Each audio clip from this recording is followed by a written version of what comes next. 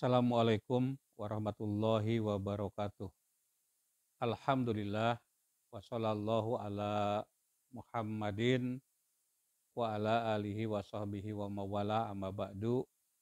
Para santri pesantren Al-Madinah Garut, Al-Madinatul Fadilah Garut, eh, ada Teh Arianti, ada Farihah, El Faiz, juga Fakih ya. Pada kesempatan ini sudah sampai pada pertemuan yang ke-36 kajian terhadap kitab takrib atau matan takrib yang tentu penjelasannya dari berbagai sumber ya, baik itu dari Fathul Qorib atau Hasyiah Bajuri ya. Bajuri itu hasyiah atau penjelasan terhadap Fathul Qorib gitu. Baik saudara sekalian, kita akan mulai ya pembahasan kita yaitu mengenai kapalah. Anda yang punya bukunya atau kitabnya di rumah itu halaman ke-34 ya. Silakan tolong dibacakan, mau Teh Arianti, mau Parih, mau Paki silakan. Paslun, ini satu pasal. Ya, wal kafalatu, kapalah ya, bil badani, dengan badan atau dengan jiwa, jaizatun, itu boleh. Ya, idza kana, apabila ada ya badan tersebut, alal makfuli bihi, terhadap makful bih. Makful bih itu apa ya? Ya, orang yang ditanggung. Makful bih itu orang yang ditanggung. Hakun li adamiyin, hak bagi anak Adam atau bangsa Adam. Ya, segitu. Kok cuma segitu? Ya, tidak apa-apa saudara sekalian. Kapalah itu artinya jaminan ya. Saya sekarang akan menjelaskan dulu apa yang ada di dalam kitab takrib itu sendiri. Tolong ya, terjemahnya diperhatikan Teh Arianti. Wal kafalatu bil badani, kapalah dengan badan, begitu ya. Jaizatun, hukumnya itu boleh. Jaizatun itu hukumnya boleh. Idza kana alal makfuli bihi, apabila ya terhadap makful bihi atau yang ditanggung. Ya, hakun adalah hak ya, li adamiyin, bagi Adam, bangsa anak Adam, atau artinya hukumannya itu terkait dengan anak Adam, begitu ya, hak-hak adami maksudnya. Nah, saudara sekalian, di dalam kitab ini yang dimaksud dengan kapalah ini adalah kapalah badan atau jaminan badan ya, jaminan badan. Yang dimaksud dengan jaminan badan itu misalnya apa yang dikatakan bapaknya Nabi Yusuf alaihissalam, yaitu Nabi Yakub, ketika Yusuf itu akan dibawa oleh saudara-saudaranya, Nabi Yakub itu membolehkan ya, tapi harus ada jaminan. Jaminannya apa? Harus kembali lagi. Nah, itu yang disebut dengan kapalah bil badan ya. Kapalah bil badan itu seperti itu, yaitu jaminan jiwa ya. Nah, tetapi ini terkait dengan hak adami. ya. Jadi makful bihinya atau orang yang dijaminnya atau yang ditanggungnya itu, yaitu terkait dengan hak adami. Nah, maksud hak adami ini di dalam hukum kan ada eh, ada ada yang namanya jinayat, ada yang namanya hudud. Jinayat itu adalah hak adami. Misalnya ada 3 delik gitu ya. Delik delik pembunuhan, delik pelukaan, dan delik penghilangan organ tubuh gitu. Nah, delik pembunuhan itu ada kisos dan juga ada diat begitu ya. Nah, diat itu denda ya. Pembunuhan itu kan ada beberapa kategori ya. Yang pertama adalah qatlul amad, pembunuhan yang disengaja. Yang kedua adalah itu hukumnya kisos ya, jelas ya. Yang kedua adalah qatlu sibhul amad ya, yaitu pembunuhan yang mirip ya dengan disengaja. Tidak disengaja tapi mirip dengan disengaja. Misalnya begini, saya ini ada tasbihnya hadapan saya. Kemudian ada santri yang saya lempar dengan tasbih. Nah, tetapi hanya dengan tasbih aja mati, misalnya terbunuh. Ya, misalnya saya lempar penghapus kepada santri karena santrinya ngobrol saja ketika belajar ya. Kemudian santri itu mati. Nah, karena ada apa biasanya? Mati hanya dilempar pakai ini apa namanya? Kalau ada musim Covid itu apa namanya tuh? Ada penyerta ya, atau apa namanya? Teh Arianti apa namanya? Ada penyakit bawaan atau yang disebut dengan penyerta itu tadi ya. Hanya dilempar dengan tasbih saja mati karena dia punya penyakit jantung katakanlah saking kagetnya ya sehingga mati gitu. Nah, itu namanya syibhul amad.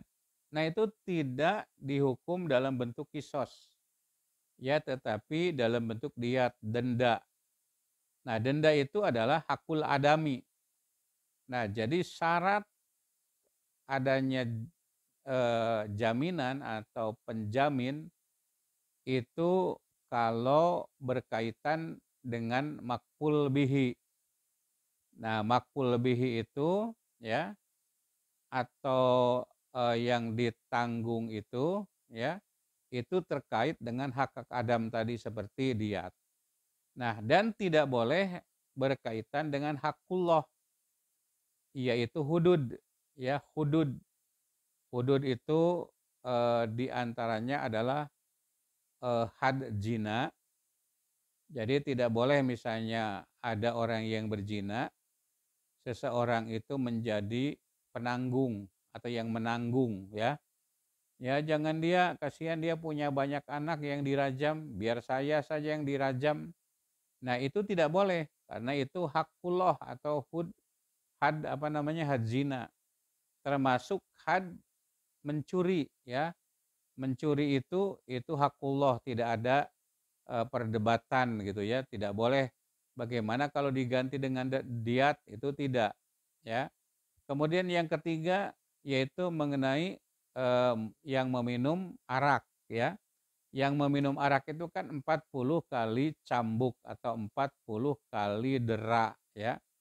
40 kali jilid. Jadi kalau mabuk 1 kali hukumannya adalah 4 kali jilid. Nah, itu tidak boleh ada orang yang menjamin gitu. Nah, kemudian yang ketiga ya tadi jinayat, yang kedua hudud, yang ketiganya itu jarimatu takjir ya, tindak pidana yang tidak termasuk hudud, tidak termasuk kepada jinayat. Nah, itu namanya jarimatu takjir, tindak pidana yang ketentuan hukumnya itu tergantung kepada hakim di pengadilan gitu. Yang tidak ada itu apa ya? Misalnya seseorang memukul orang lain gitu ya, tidak luka tapi sakit gitu ya.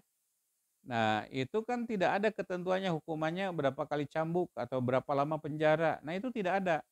Nah, hukuman yang seperti ini namanya jarimatu takjir. Di kalangan para ulama ada yang membolehkan dan ada yang tidak membolehkan kapalah terhadap jarimatu takjir. Yang ada kapalah dan tidak diperdebatkan ya, kapalah badan itu adalah jinayat yang saya sebutkan tadi, terutama dalam hal diat atau denda gitu. Nah, saudara sekalian, saya akan lebih jelaskan mengenai rukun dari kapalah itu ya, atau menanggung itu.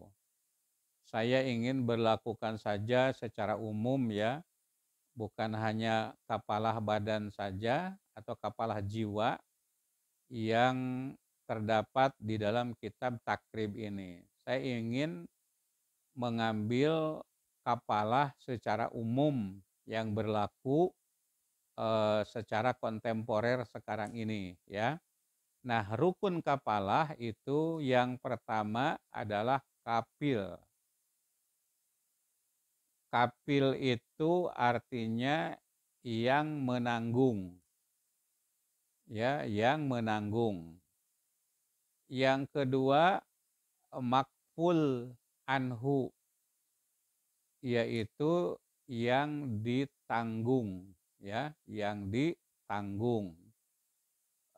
Yang ditanggung itu misalnya begini, si A ya melakukan pembunuhan tidak disengaja atau yang disebut dengan qatlul khoto, membunuh karena kesalahan, melempar anjing kena manusia kan. Nah, itu diatnya 100 ekor unta, begitu ya. Itu diatnya 100 ekor unta. Nah, kemudian karena yang dijamin atau makful anhu itu mungkin lama membayarnya ya, untuk membayar diat tersebut, maka ada orang yang mau menanggung ya, itu namanya kafil, itu yang menanggung namanya. Nah, kemudian yang ditanggung untuknya itu apa itu namanya? Makful lahu.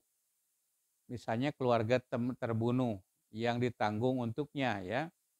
Jadi nanti bayar diatnya dari kafil atau makful anhu ya, itu kepada makfulahu atau makful bih. Ya, makful itu artinya yang ditanggung untuknya yaitu keluarga dari korban. Nah, kemudian ada lagi barang atau jiwa ya, atau harta atau jiwa yang dijadikan, yang ditanggung ya. Kemudian yang terakhir ijab dan qabul. Itu tentu harus ada ijab qabul. Nah, syarat bagi kafil ya, yang menjamin, nah dia itu harus akil dan baligh. Ya, makful anhu juga harus akil dan baligh ya. Nah, kemudian kalau makful barangnya ya, itu bisa berbentuk jiwa. Kalau dalam hal ini adalah dalam bentuk jiwa atau badan, tapi pada umumnya yaitu berupa harta. Nah, sekarang kalau diterapkan dalam muamalat kontemporer sekarang, itu namanya asuransi, begitu ya. Nah, sekarang kalau dulu ya, yang menjamin itu tidak ada upah, atau yang menanggung itu tidak ada upah ya. Tapi sekarang itu ada upah. Nah, yang menjamin itu adalah perusahaan-perusahaan asuransi. Asuransi itu menanggung hutang, ya. Misalnya begini, seseorang minjam ke bank, ya. Apakah akan diasuransikan atau tidak? Seandainya yang makbul anhu tadi, yang meminjam uang itu meninggal dunia, katakanlah ya. Nah, kalau mau ada yang menjamin, ya ada domin, yaitu perusahaan asuransi. Berapa persen itu biasanya eh, uang asuransi dari barang yang diasuransikan itu? Tolong Teh Arihanti, tolong dicarikan berapa persen biaya asuransi dari pinjaman ke bank. Ini yang ahli minjem ke bank kan, eh, apakah itu untuk membeli rumah, ya, KPR, atau meminjam uang secara tunai, karena bank juga kan tidak mau rugi gitu ya. Jadi kalau orang itu meninggal dunia, ya, nanti yang akan membayar utangnya itu yaitu yang menanggung, yaitu kafil. Kafilnya apa? Yaitu asuransi. Sudah ada nggak? Ya, jadi asuransi yang membayarkannya. Jadi tenang saja kepada ahli waris, ya, kepada ahli waris, kalau orang tuanya punya utang ke bank, itu ada kafil, ada asuransi yang akan membayarkan sisa utangnya itu, gitu ya. Ya, kalau di BPR Barelang itu di mana itu,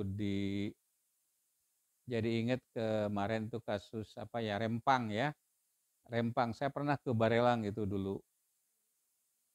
KPR, ya berapa berapa iya berapa itu? Ya jadi kalau kita membeli rumah, ya, KPR itu singkatan dari apa? Kredit Perumahan Rakyat, apa? Nah, katakanlah harga rumahnya itu 100 juta, ada orang yang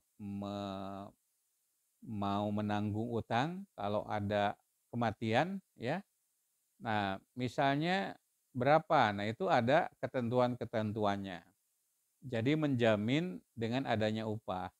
Menurut Wahbah Al-Zuhaili, ya, itu apa, ahli fikih Islam kontemporer dari Universitas Damaskus, ya, menjamin dengan adanya upah itu dibolehkan.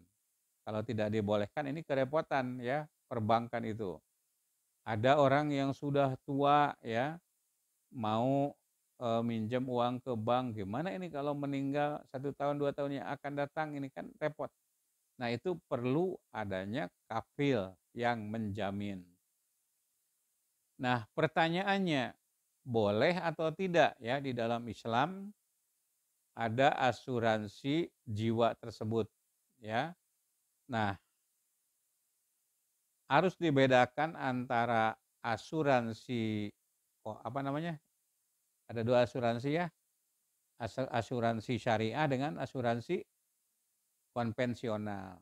Nah, kalau asuransi konvensional, ya, katakan saya minjam uang ke bank syariah, contohnya harus bank syariah ya supaya halal ya. Nah, kemudian bank syariah itu kerjasama dengan asuransi, ya, yang menanggung utang saya jika ada kejadian tertentu, katakanlah saya meninggal dunia, ya, sebelum melunasi utang ke bank tersebut. Nah, itu ada asuransi. Nah, kalau asuransi konvensional, ya, si pihak asuransi itu bebas menggunakan uang itu, ya, dan tidak mengembalikan uang tersebut kepada nasabahnya, begitu. Dia hanya kewajiban untuk membayar jika ada klaim di kemudian hari, ya. Ada klaim terhadap asuransi begitu. Kalau tidak ada, ya tidak ada, sudah selesai gitu.